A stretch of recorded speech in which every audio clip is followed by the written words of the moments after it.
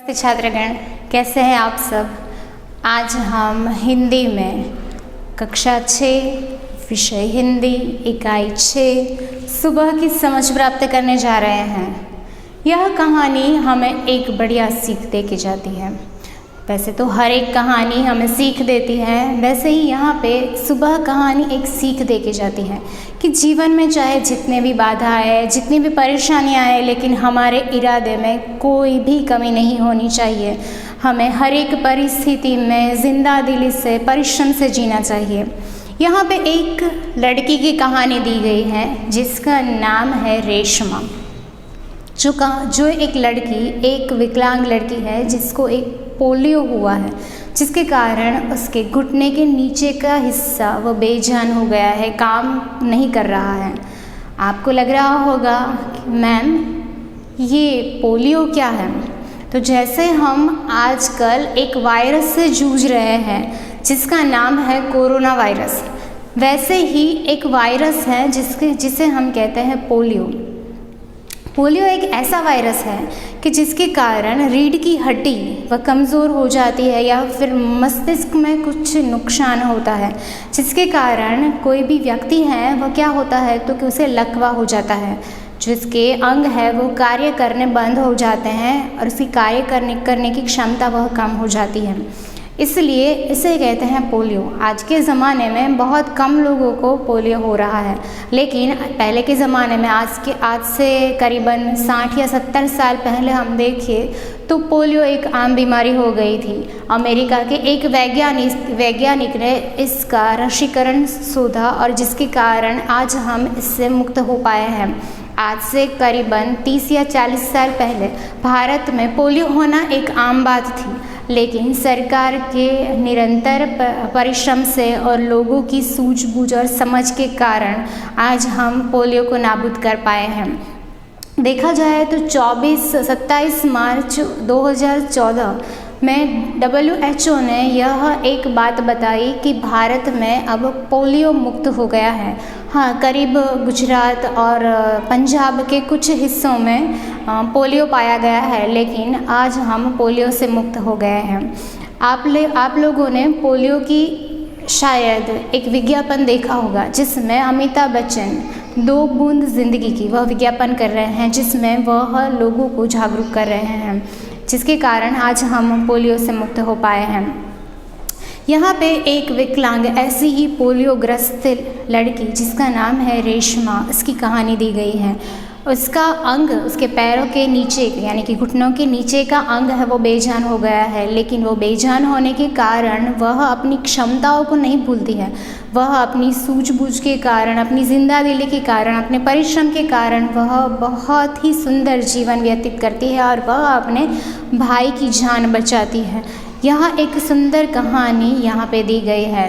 तो पहले मैं इसका संक्षेप में परिचय करवाऊंगी और फिर हम टेक्स्ट बुक को किताब में लेकर इसका विस्तार में परिचय प्राप्त करेंगे। सुबह जब रेशमा जागती है तो घर के सभी लोग आपस में कुछ न कुछ काम कर रहे हैं। कोई सफाई का काम कर रहा है, कोई मकड़ी झाले वगैरह कर रहा है, साफ कर रहा है, सभी लोग काम में व्यस्त हैं। रेशमा को लग रहा है कि कुछ तो है, कुछ तो बात है। आज या तो कोई त्यौहार है या फिर कोई प्रसंग है। वह अपने माँ से पूछती है कि माँ क्या है, आज सभी लोग ऐसे क्यों काम में व्यस्त हैं। तब माँ उससे उत्तर देती है कि क्यों भूल गई, त्यौहार नज़दीक आ रहे हैं, इसलिए यदि हम अच्छे से कार्य पहले से ही कर लें तो त्योहारों का आनंद बढ़िया तरीके से कर सकते हैं। रेशमा को तुरंत ही याद आता है कि दीपावली का त्यौहार तो नज़दीक आ रहा है। वो बोल रही है कि माँ देखो ना, मैं कितनी भुलक्कड़ हो गई हूँ, लेकिन आपने मुझे तो कोई काम दिया नहीं। आप सभी लोग काम कर रहे हैं लेकिन मुझे आपने कोई काम दिया नहीं। माँ बोल रही है कि ऐसा करो, तुम ठीक से पहले नाश्ता कर लो, तैयार हो जाओ, फिर मेरे साथ जो कोई काम है मैं उसमें तुम्हें बताऊँगी, तुम उसे वह करना। रेशमा एकदम खुश हो जाती है। माँ उसे उठाकर रेशमा की पहिए वाली कुर्सी पर उसे बिठाती है और रेशमा जल्दी से अपना काम कर लेती है। हमें पाठ में बाद में दिया गया है कि रेशमा जब वो 5 साल की थी ना, तब रेशमा को बहुत तेज़ बुखार हुआ और उस बुखार के कारण क्या हुआ तो कि उस बुखार के कारण उसकी घुटने का जो नीचे का हिस्सा है वह बेजान हो गया। डॉक्टर ने बहुत इलाज करवाया, बहुत जांच करवाई, लेकिन कोई फ़ायदा हुआ नहीं। उसके बाद रेशमा ने उसके साथ जीना सीख लिया, वह उसके साथ जीने लगी। जब वह 11 साल की हुई ना, तब वह अपना काम अपने आप करने लगी। उसने अपने परिवार के सभी लोगों के साथ सहायता लेना बंद कर दिया। अब वह खुद का काम खुद करने लगी। रेशमा ने सारा नाश्ता ख़त्म कर लिया, उसने अच्छा सा दलिया खाया। फिर माँ ने उसे पुकारा कि रेशमा, तुमने अपना नाश्ता ख़त्म कर लिया, चलो अब मुझे काम में हाथ बटाओ। रेशमा तुरंत ही माँ के पास जाती है और माँ से कहती है, बोलो मैं क्या काम करूँ। माँ ने सुंदर रसोई घर में सारे बर्तन रखे हुए थे, एकदम सुंदर तरीके से उन्होंने रखे हुए थे। रेशमा ने माँ से पूछा, मैं क्या काम करूँ। माँ ने उसे बताया कि ये बर्तन मुझे ऊपर रखने में मेरी सहायता करो। तो रेशमा सारे बर्तन पर डिब्बे पर लेबल लगाती है और माँ को देती है और माँ ऊपर रखती है। अभी सफाई का सारा काम ख़त्म हो गया। रेशमा के घर में इसके दादा दादी, उसका एक भाई जिसका नाम था गोलू और इसके मम्मी पापा रहते थे। अभी पापा एक दिन दफ्तर चले गए और माँ को दीपावली आ रही थी, इसलिए सुंदर लड्डू बनाने थे, बहुत ही स्वादिष्ट। तो घर में सामान नहीं था। अभी भैया गोलू तो बहुत छोटा था, दादा दादी बुजुर्ग थे, पापा तो दफ्तर चले गए थे। तो माँ को लगा कि अब सामान कौन लाएगा। तब रेशमा ने माँ से कहा, सामान मैं लेके आती हूँ। माँ ने उससे पूछा कि तुम लेके आओगी, तुम ला सकोगी। तभी रेशमा ने कहा कि मैं पहले भी एक बार ला चुकी हूँ, मैं ला के दिखाऊँगी। माँ उसे नुक्कड़ की दुकान पर, नुक्कड़ में जो यानी कि हमारी गली जो ख़त्म होती है तो पास में कॉर्नर पर जो दुकान होती है उसे कहते हैं, तो नुक्कड़ की दुकान से सामान लेने के लिए भेज दिया। रेशमा सामान लेने के लिए जाती है। माँ उसे एक सामान की पर्ची लिस्ट देती है और उसके अनुसार एक थैली देती है और वह सामान लेके आती है। रेशमा साथ में एक टॉफ़ी लाती है, टॉफ़ी यानी कि चॉकलेट जिसे हम बोलते हैं, और वह गोलू को बोलती है कि देखो गोलू, मैं तेरे लिए क्या लाई हूँ, टॉफ़ी, जिसके कारण गोलू खुश हो जाता है। अभी कुछ दिन और बीत गए, दीपावली आ गई। दीपावली यानी कि क्या, यानी कि असत्य पे सत्य, अंधकार पे प्रकाश का त्यौहार। जब रावण को पराजित करके राम जब अयोध्या लौटे ना, तब दशहरा मनाया जाता है, दिवाली मनाई जाती है। पूरे अयोध्या में दिए जगमगाए और उस वक्त से दीपावली का त्यौहार मनाया जाता है। तो दादी माँ गोलू और रेशमा को ये सारी कहानी सुना रहे थे। उन लोगों ने पूजा की, प्रसाद लिया और दीपावली ने क्या, पटाखे जलाना। हाँ, सभी को पसंद होता है ना, आपको भी पसंद होगा। तो गोलू अपने दोस्तों के साथ पटाखे जलाने चला गया। रेशमा है वह दादा दादी के साथ फुलझड़ियाँ जला रही थी। मम्मी पापा को कुछ अंदर काम था तो घर के अंदर हम काम कर रहे थे। अचानक गोलू है, उसको क्या हुआ कि उसने एक फटाखा जलाया था, उसने वो बुझा हुआ समझ लिया और वहाँ से चला गया और दूसरी जगह पर फटाखे जलाने लगा। और जो बुझा हुआ उसने फटाखा जलाया था वह अचानक से प्रज्वलित होता है। रेशमा ने यह देख लिया, उसने ज़ोरों से चिल्लाया, गोलू गोलू बचो, लेकिन फटाकों के आवाज़ में रेशमा की आवाज़ दब जाती है, वह गोलू को नहीं सुनाई देती है। अचानक रेशमा अपने पहिए वाली कुर्सी को भगाकर गोलू को जोर से धक्का देती है, जिसके कारण गोलू नीचे गिर जाता है, रेशमा भी नीचे गिर जाती है और इतना ज़ोरों का धमाका होता है कि मम्मी पापा अंदर से बाहर आते हैं, वह सारा दृश्य देखते हैं। पहले तो वह घबरा जाते हैं, वह रेशमा को उठाते हैं, कुर्सी पर बिठाते हैं, फिर पूछते हैं कि क्या हुआ, तुम्हें कुछ लगा तो नहीं। तब रेशमा पूरी बात उसे बताती है, पूरी घटना उसे सुनाती है। सभी लोग बहुत ही प्रसन्न हो जाते हैं। गोलू रेशमा के पास आकर कहता है, दीदी आज तो तुमने मेरी जान बचा ली, लेकिन तुम्हारा यह धमाकेदार धक्का मुझे हमेशा याद रहेगा। यह सुनकर सभी लोग हंस पड़ते हैं। इस कहानी से हमें यह सीख मिलती है कि रेशमा को देखो आप, वह उसके बेजान उसके पैर हो गए थे, लेकिन फिर भी उसने हार नहीं मानी। परिश्रम और जिंदा दिली से उसने अपना जीवन जिया। हर सुबह वो नई सुबह उसके लिए होती है। सुबह उठती है तो कुछ नया सोचती है। हर सुबह वो उसके लिए नया सोच लेके आती है। उसके इरादे दृढ़ होते जाते हैं। तो हमें भी कभी भी कोई भी परिस्थिति में कभी भी हार नहीं माननी चाहिए। कितनी भी कठिनाइयाँ क्यों ना आए, हर सुबह एक नई सुबह लेके आती है और हर सुबह हमें जिंदा दिली और परिश्रम से काम करके आगे बढ़ते रहना चाहिए। बहुत ही सुंदर कहानी है। अब आप अपनी किताब अपने पास रखें। मैं टेक्स्ट बुक किताब में से देखकर आपको पाठ समझाती हूँ। आप अपनी किताब पास में रखिए और समझने का प्रयत्न कीजिए। बहुत ही सुंदर पाठ है, आप लोगों को बहुत मज़ा आएगा। पोलियो की बीमारी से बच्चे विकलांग हो जाते हैं। बच्चों को इस बीमारी से बचाने के लिए क्या पिलाया जाता है? उसको रस्सी पिलाई जाती है।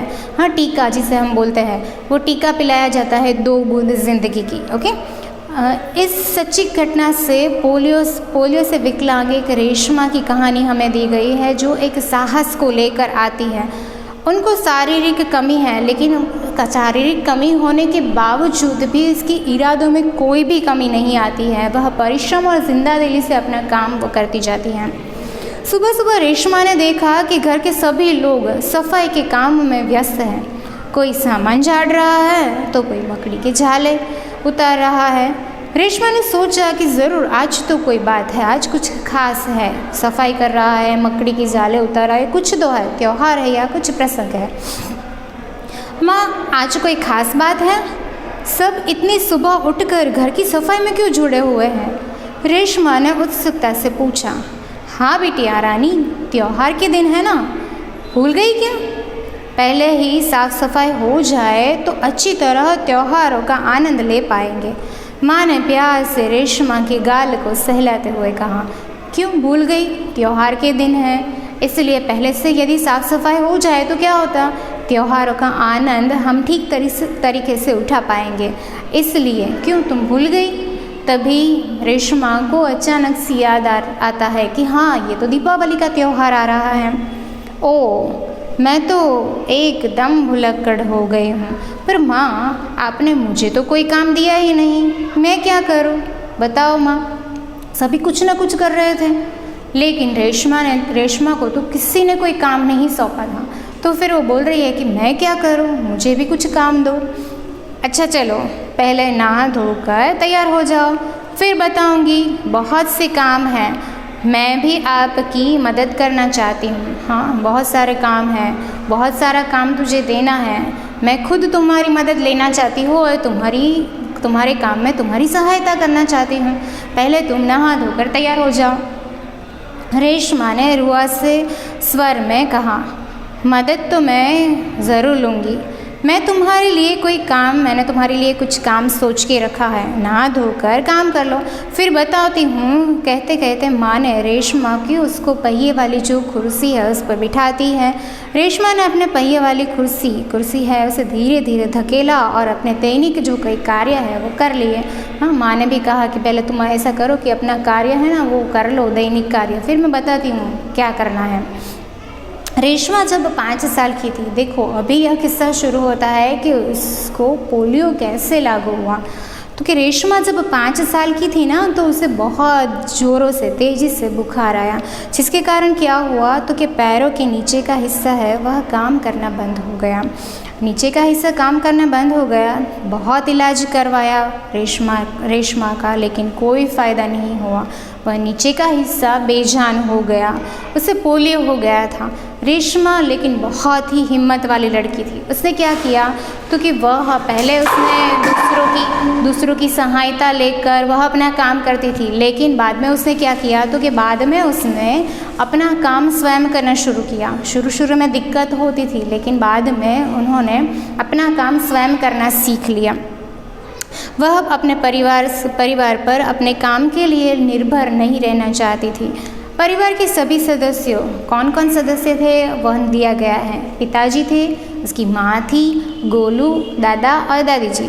सभी लोगों को सभी लोग उससे बहुत प्यार करते थे। एक यहाँ पे शब्द दिया गया है, मुहावरे हैं, आँखों का तारा होना, यानी कि बहुत प्यारा, बहुत प्यारी थी सभी लोगों के लिए वह। माँ ने रसोई घर में सारे बर्तन, डिब्बे, बोतलें नीचे उतार कर साफ कर लिए थे।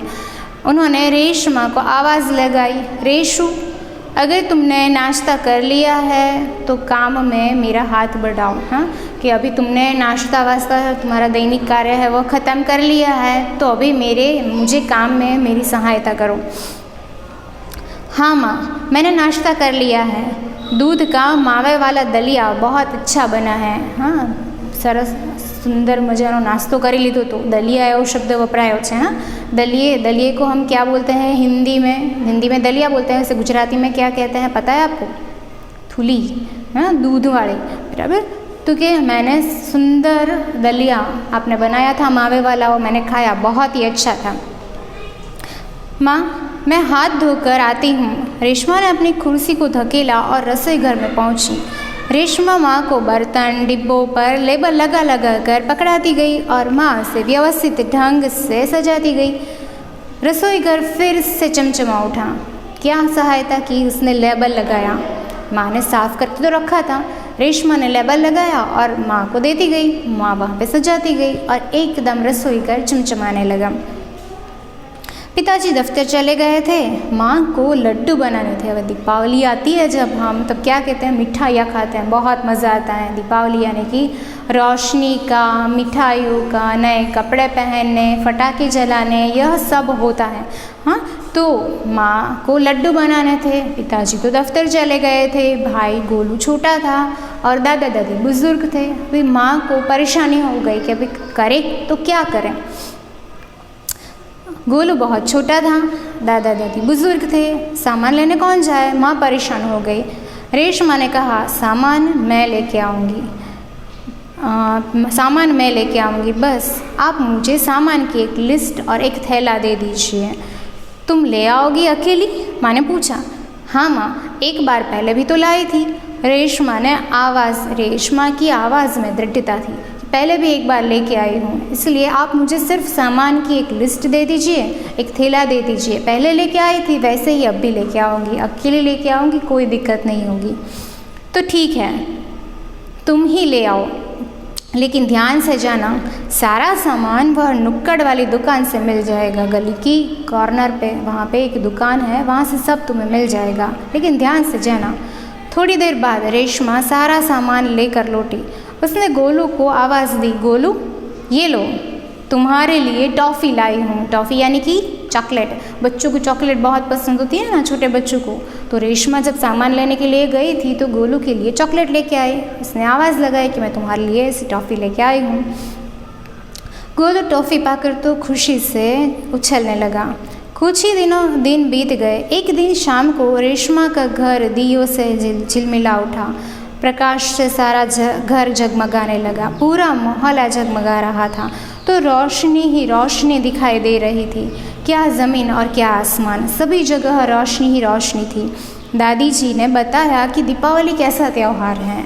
ये देखो, मैंने पहले भी आपको बताया, दीपावली यानी कि क्या, यानी कि अंधकार पर प्रकाश, असत्य पर सत्य का त्यौहार। जब रावण को पराजित करके राम जब अयोध्या लौटते हैं तब से दीपावली का त्यौहार मनाया जाता है। सारे अयोध्या में दियों से जगमगा उठा था। तभी से देखा जाए तो दीपावली का त्यौहार हम मनाते आ रहे हैं। तो दादी जी रेशमा और गोलू को यह कहानी सुना रही थी और वह लोग ध्यान से वह कहानी सुन रहे थे। कुछ देर बाद सब मिलजुल कर पूजा और प्रसाद वह खाते हैं। गोलू अपने दोस्तों के साथ चला जाता है। क्या करने के लिए? पटाखे जलाने के लिए। बहुत उत्सुकता होती है कि दीपावली आए, चलो पटाखे जलाते हैं। तो वह अपने दोस्तों के साथ चला जाता है और रेशमा अपने दादा दादी के साथ फुलझड़ियाँ जलाती है।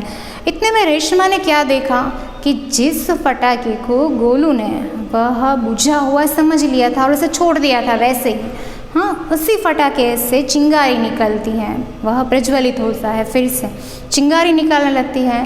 गोलू की पीठ वह पटाखों की तरफ थी। उसे पता नहीं था कि वह पटाखा जला हुआ है, फिर से प्रज्वलित हो रहा है, इसमें से चिंगारी निकल रही है। रेशमा ने यह देख लिया। उसने चिल्लाया, गोलू गोलू बच्चों, तुम्हारे पीछे फटाका है। लेकिन वह बात गोलू ने सुनी नहीं, क्योंकि बहुत सारी आवाज़ थी और उस आवाज़ में रेशमा की आवाज़ दब गई थी। बाकी लोग कुछ समझ पाते। सबसे पहले रेशमा जल्दी से कुर्सी को धकेलती है और गोलू के पास वह पहुंच जाती है। गोलू को एक ज़ोर से धक्का देती है। अब धक्का देने से क्या होता है, गोलू तो गिर ही जाता है, लेकिन वह इतने ज़ोर से आती है कि वह स्वयं ही नीचे गिर जाती है। उसकी कुर्सी है वह नीचे गिर जाती है और वह स्वयं ही नीचे गिर जाती है और धड़ाम से आवाज़ आती है। ज़ोर से धड़ाम से आवाज़ आती है। रेशमा की कुर्सी ने गोलू को जलने से बचा लिया। गोलू को कुछ समझ में ही नहीं आया, क्योंकि उसे कुछ पता ही नहीं था क्या हो रहा है, क्यों हो रहा है, किसने धक्का दिया और क्यों दिया, वह कुछ समझ नहीं पाता है। धमाके की आवाज़ सुनकर माँ और पिताजी जब अंदर थे वो बाहर आ जाते हैं। वह देखते हैं कि गोलू गिरा हुआ है और रेशमा भी गिरी हुई है। जल्दी से दौड़कर वह रेशमा के पास पहुंचते हैं। पिताजी ने रेशमा की कुर्सी वह सीधी की और रेशमा को उस पर बिठा दिया। वह सब भयभीत थे। माँ तुरंत ही बोलती है, कहीं चोट नहीं आई ना रेशमा तुमको। रेशमा तब सारी बात उसको बताती है।